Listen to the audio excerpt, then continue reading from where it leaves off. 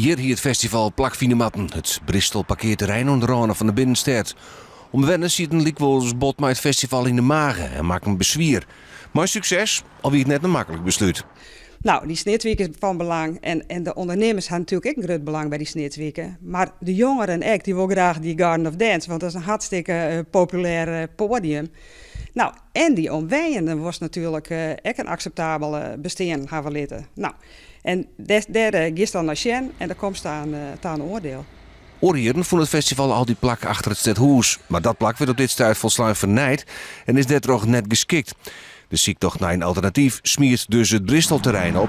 En dat hier wel kennen, maar dan moest het wel oors als Oorhieren. Er moet een Garden of Dance mogelijk wezen die het kwatter is.